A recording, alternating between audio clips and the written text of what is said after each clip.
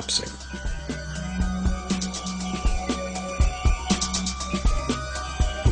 What can we do about this downright scary situation? For one thing, we need a very different concept of money. It's time more people asked themselves and their governments 4 simple questions. Around the world, governments borrow money at interest from private banks. Government debt is a major component of total debt, and servicing that debt takes a big chunk of our taxes. Now we know that banks simply create the money they lend, and that governments have given them permission to do this. So the first question is, why do governments choose to borrow money from private banks at interest when government could create all the interest-free money it needs itself? And the second big question is, why create money as debt at all? Why not create money that circulates permanently and doesn't have to be perpetually re-borrowed at interest in order to exist?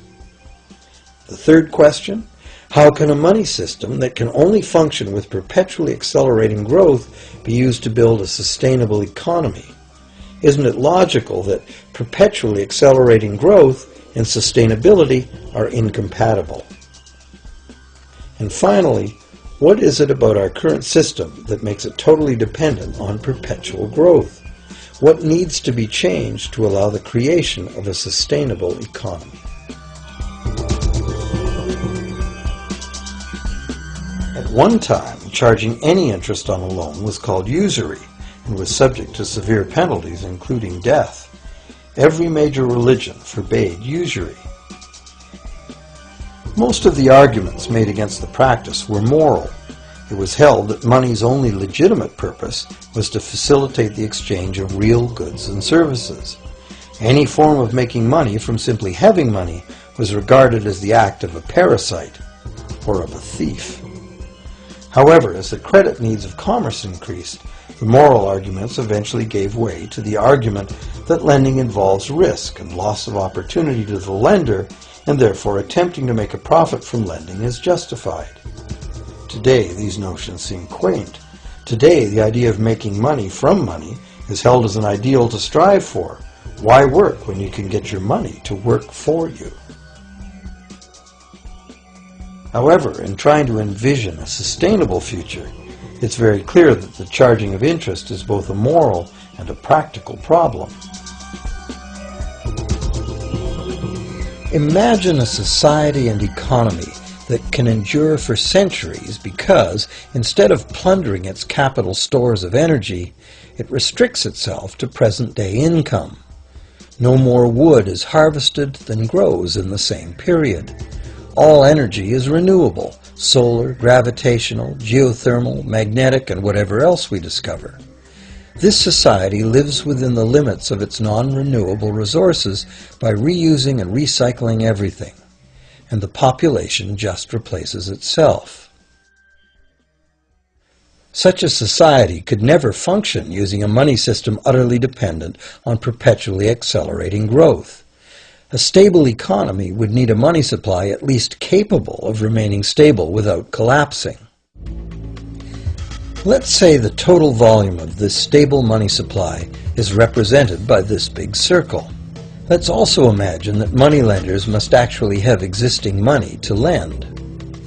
If some people within this money supply begin systematically lending money at interest, their share of the money supply will grow.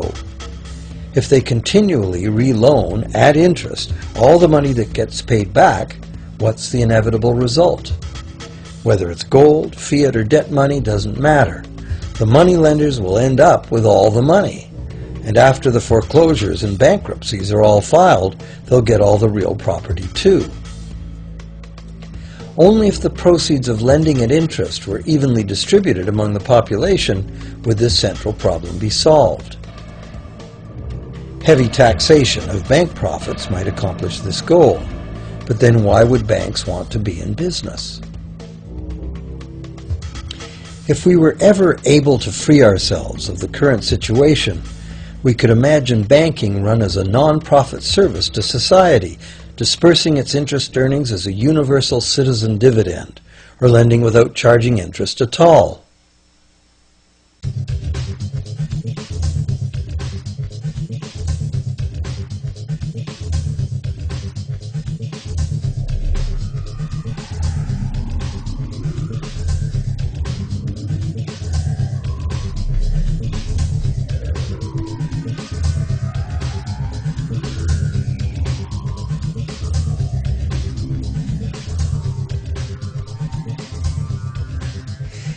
If it is the fundamental nature of the system that causes the problems, tinkering with the system cannot ever solve those problems. The system itself must be replaced. Many monetary critics call for a return to gold-based money, claiming that gold has a long history of reliability. They ignore the many scams that can be played with gold, shaving coins, debasing the metal, cornering the market, all of which were abundantly practiced in ancient Rome and contributed to its fall. Some advocate silver, it being more abundant than gold and therefore more difficult to corner. Many question the need to bring back precious metals at all. No one wants to go back to carrying heavy sacks of coins to go shopping. It's a certainty that paper, digital, plastic, or more likely biometric ID money would be the real medium of trade with the same potential for creating unlimited debt money we have now. Beyond that, if gold again became the sole legal basis of money, those who have no gold would suddenly have no money. Other monetary reform advocates have concluded that greed and dishonesty are the main problems, and that there may be better ways to create an honest and equitable money system than returning to silver or gold. Inventive minds have proposed a variety of alternate ways to create money. Many private barter systems create money as debt, much as banks do, but it is done openly and without charging interest. An example is a barter system in which debt is expressed as pledges of hours of work, all work being valued equally at a dollar figure that then allows hours to be equated with the dollar price of goods. This kind of money system can be set up by anyone who can devise a way to do the accounting and find willing and trustworthy participants. Setting up a local barter money system, even if it were little used now, would be prudent emergency planning for any community. Monetary reform, like electoral reform, is a big topic, and one that requires a willingness to change and to think outside the box. Monetary reform, again, like electoral reform, will not come easily, because the enormously powerful interests that benefit from the existing system will do their utmost to maintain their advantage. Now that we've seen that money is just an idea, and that in reality money can be whatever we make it, here's one very simple alternative monetary concept to consider. This model is based on systems that have worked in the past, in England and America, systems that were undermined and destroyed by the goldsmith bankers and their fractional reserve system.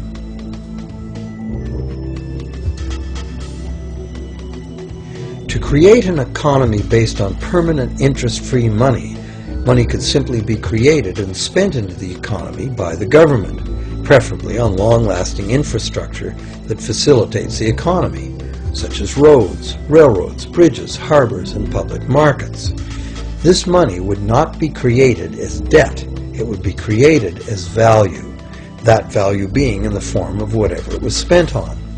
If this new money facilitated a proportional increase in trade requiring its use, it would cause no inflation whatsoever.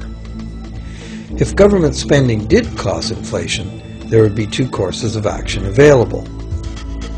Inflation is equivalent in effect to a flat tax on money. Whether the money goes down in value 20% or the government takes 20% of our money away from us, the effect on our buying power is the same. Viewed this way, inflation in place of taxation